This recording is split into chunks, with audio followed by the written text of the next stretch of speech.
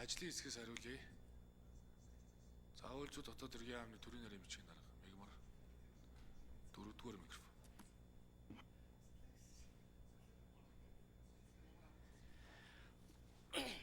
За анхнаас нь гишүүний асуултанд хариулъя.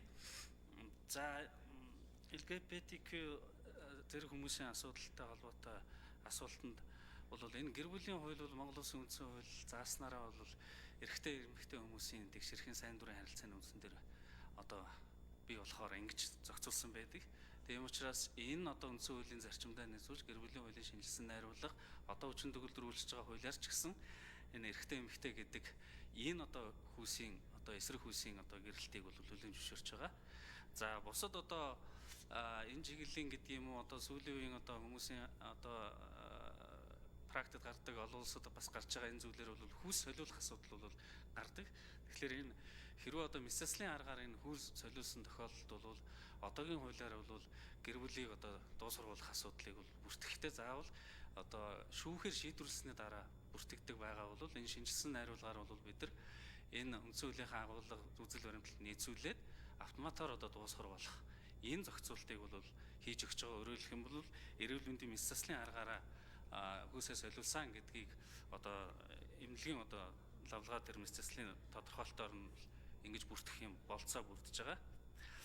За хүүхэд өршлөлттэй холбоотой зүйл дээр бол яг харахгүй их насан гишүүний асууж байгаа асуулттай холбоотой бас тодорхой зорилго халамж авах зорилгоор ч гэдэг юм уу хүүхдээ өндөр настай хүнд одоо өрчлүүлээд за тэр хүн нь одоо нас орсон тохиолдолд халамж авдаг ийм бас одоо буруу жишг практик байгаа нь үнэ.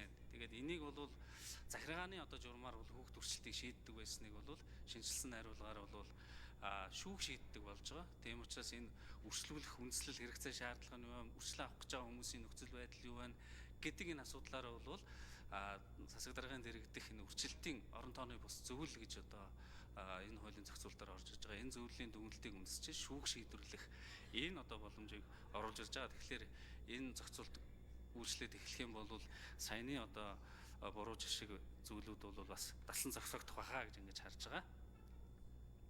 За 0-3 насны хүүхдийн одоо тэтгэж байгаа эхчүүдтэй холбоотой асуудал дээр асуултыг хэлэхэд бол ер нь бол яг манай хуулиар бол 0-3 насны хүүхдтэй ийм тохиолдолд гэр бүлээ цуцлуулахгүй байх энэ зохицуултуудыг оруулж ирж байгаа. Зүгээр яг эхийг тэтгэх урамшуулах гэдэг юм уу энэтэй холбоотой асуудал бол гэр бүл хөдөлмөр нийгэм хамгааллын яамнаас боловсруулж байгаа гэр бүлийн хөгжлийг дэмжих тухай хууль дээр бол энэ зохицуулагдаж орж ирэх юм байна.